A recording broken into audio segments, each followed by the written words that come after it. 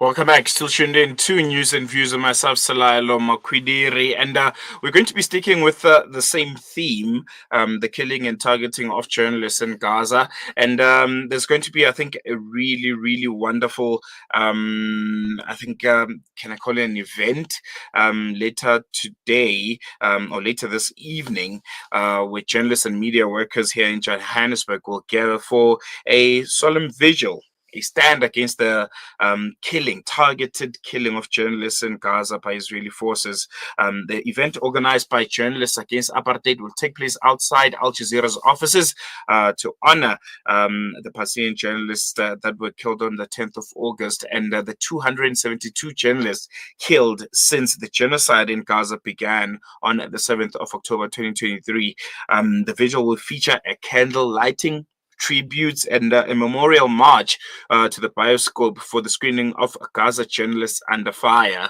And I'm now joined by Deshnee, Subraman, organizer with Journalists Against Apartheid. Talk about the message behind this gathering and why press freedom in Gaza matters to us here in South Africa now more than ever. Deshnee, good morning. Really appreciate you giving us the time, and a pleasure to always have you on air here on Salam Media. Thank you so much. Thank you so much for hearing us.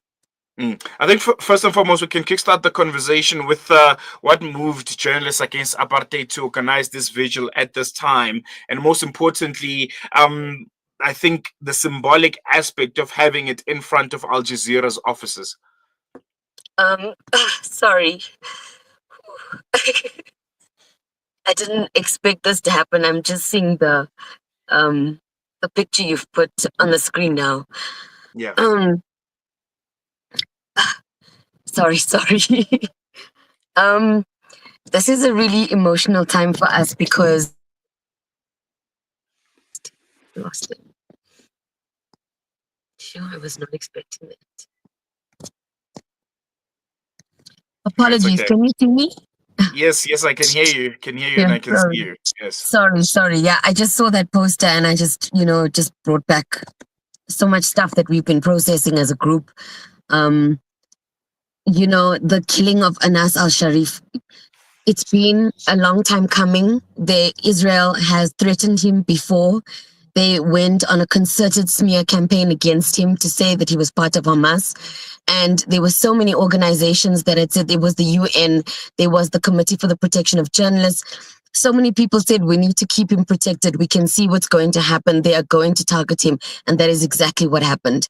And in targeting him, they killed another 5 other journalists at the same time. Bear in mind, these journalists are in a tent. This is where they live. They live in a tent. They are hiding outside a hospital in Gaza City. They are not protected by anything. It's a flimsy tent. They are in there and they were targeted and killed. And so it's very difficult for us as journalists to be able to watch this and not feel anything, even though our training trains us, to not kind of be part of the emotional, response to it. But as you can see, all attempts to kind of keep that at bay is not working. No, understandable. I want to focus on, I think, a very, very important aspect of the conversation. From South Africa's point of view, media workers and journalists in the country, why is it so important to firstly understand what's currently happening in Gaza when it comes to the colleagues and, as you mentioned, the deliberate targeting thereof, and what does it mean for media workers here at home in South Africa? If they target one of us anyway, they can target us anywhere in the world. The absolute impunity that this is happening with, this is the second time Israel has admitted that they are targeting a journalist and that they have killed a journalist. They use an excuse of, saying that the journalist is connected to Hamas, but can produce no evidence, absolutely none. We have seen evidence where they have said, they've bombed buildings because they think that children are hiding Hamas materials. They've used this excuse over and again. And so if they can use this excuse to bomb people while the world is watching an active genocide, what's to say that they can't do it to us? South Africa is at the International Criminal Court just trying to deal with this genocide also. That means that, we could be in the firing line at any point and they could make an excuse as to why they need to target us too. So it really is, even doing this vigil, even standing up is kind of a way, of our colleagues, they're doing a really brave thing. In Johannesburg, there's a group of them who are organizing this vigil and who can't actually put themselves in front of a camera. I'm doing this interview with you now because I don't work in a newsroom anymore. But they can't actually put themselves in front of a camera because if something has to happen, they might be targeted too. And so this is and this is also what makes it not also a journalism issue. Just like we know Palestine is not a religious issue, this is not a journalism issue alone. This is actually about people, this is about impunity, this is about justice, and just not allowing. I can't understand why anyone in the world who commits a crime is, arrested, tried, and put in jail. Why is Israel any different for this? It makes no sense. This is not the first vigil that you guys have organized. I actually attended the one back in 2023, if I'm not mistaken. When you look at the timeline between then and now, how do you? And I know it's a lot, but how would you assess and almost encapsulate when it comes to a journalist point of view and this continued targeting of journalists? How badly things have just been and how they've gotten out of hand in that regard. It was, we did the vigil in 2024 in January, and we did it, we were planning it since December. So it's, the timing was, between 2023 and 2024. So we did it around the country because we really wanted to create impact and show people that, as South African journalists, we do have something to say, even though the rest of the world's journalists did not. Or could not maybe, but specifically Western media was actively engaging in and supporting the disinformation around what was going on in Palestine. So, at that time, we had seen between 80 to 100 journalists who were killed. A lot of media outlets were saying, we don't know if it's targeted, we can't tell. And so we had I think there was like 1 or 2 investigations that then looked into, journalists who were receiving death threats, whose families were receiving death threats, and then who were being killed with their families in groups. And so that's how, we decided to do the vigil, because we really wanted people to look at what is actually happening. Because you can't verify the information, because you can't go there as an external person. Palestinian journalists were telling us that this is what's happening. They showed us the messages. They played the clips. And so it was important that we could show people that evidence to say that this is what is happening. And so now we are doing this vigil again because, after Anas al-Sharif's murder, and this documentary screening that we're doing was actually planned before his murder. And he is in the film.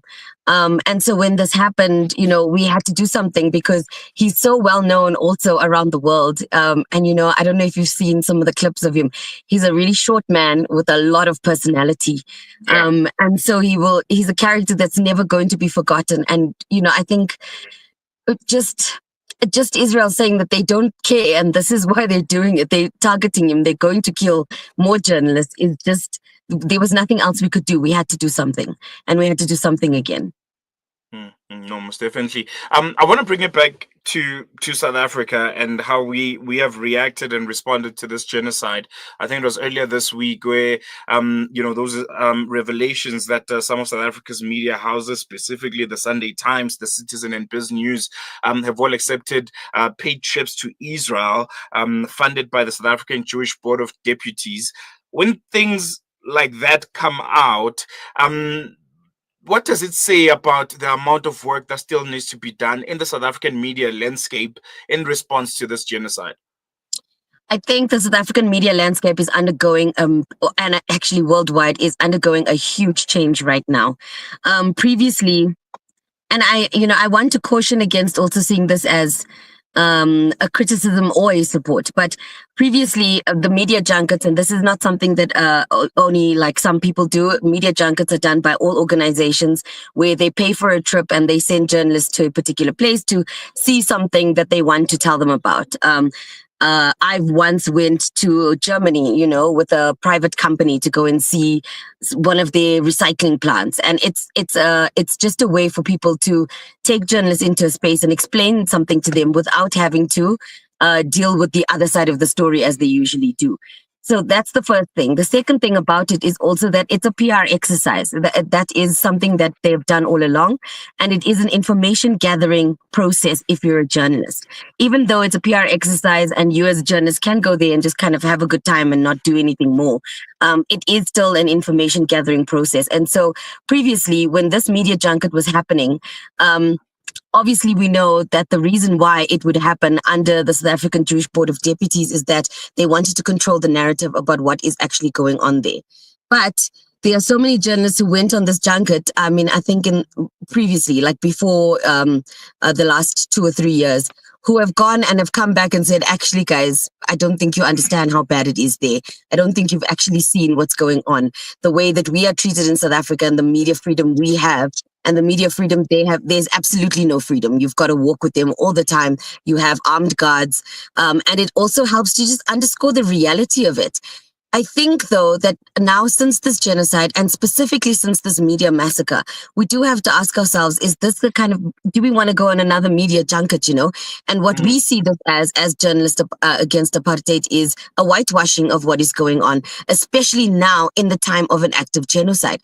It is absolutely unacceptable that we can go in while there is bombing, active bombings of people, and only go and allow ourselves to be there and only get the side of the story of Israel itself without firstly being very clear about where we who paid for the trip that we went on. That's the first, transparency is the most important thing. It's vital. And secondly, thinking that this junket is now the same as any other junket that we've known in, previous times in journalism. And so at this point, we need to consider, what does a press junket look like for us? How do we determine whether a press junket is something we go to and we don't go to? And I think we really need to consider whitewashing. This is a very important aspect of why these PR campaigns are done, and specifically this PR campaign by this government, so-called government in Israel. And I say so-called because we have seen protests and we have seen a lot of opposition to Benjamin Netanyahu recently. Most definitely. Just last before I let you go, I'm going to give you an opportunity to call out, colleagues in the media space, and I'm sure every other citizen in this country who's in solidarity with Palestine, who cares about the truth and the silencing thereof. Give just an opportunity to invite them to the vigil, details, where it is, what time, and what's going to be happening later this evening. I know I'll be there. Yeah, I'm looking forward to seeing you again. Thank you. So at 5 p.m., we're going to be outside the Al Jazeera offices, which is in Auckland Park. There will be a short program that the Joburg team is currently working on, and we will share on social media. Journalists Against Apartheid now has an Instagram account, Journalists Against Apartheid, so you can find us there. You can follow us. We will be releasing our new statement on Instagram as well, so you will find it there later. We're just dealing with edits and approvals by other people. We are quite democratic in our processes. So please do come to the vigil if you'd like to support us, if you'd like to stand next to us. We are not expecting you to do much. But please bring candles, light them outside, and then we will do the short walk from Menton Media Center through to 44 Stanley at the Bioscope, where we'll be showing this documentary. RSVPs for this documentary is quite tight. I think we've got about 3 places left, but we will be organizing another screening, and we will make sure that, it's advertised widely so that members of the public who are interested can actually come and watch it. If you are interested in watching it, or you'd like to help with organizing something or help us with sponsorship, please do reach out to us. I'm on Twitter, I'm on Instagram, I'm on Facebook. You can find me anywhere. And we have an email address, for journalists South Africa @gmail.com. Please reach out and we can assist with anything. Thank you. All right, there you have it, Deshnee. Thank you so much. Looking forward to seeing you later today. And I think brilliant initiative and efforts by you guys. Thanks very much. There you go, Deshnee Subraman, journalist and also organizer at Journalists Against Apartheid. And if you want to be part of that vigil, please be a part of it. We'll put up that banner once again on our screens. This is not exclusively for journalists. If you are South African, one that believes in human rights, that believes in that there's a silencing of the truth. Essentially, there's a concerted effort by the Israeli regime to pluck out the eyes and ears of Gaza, the people that are giving us first-hand information about what's happening in Gaza at this current moment. You can be a part of this. It's later today, Thursday, 14th of August, 5 to 6 p.m.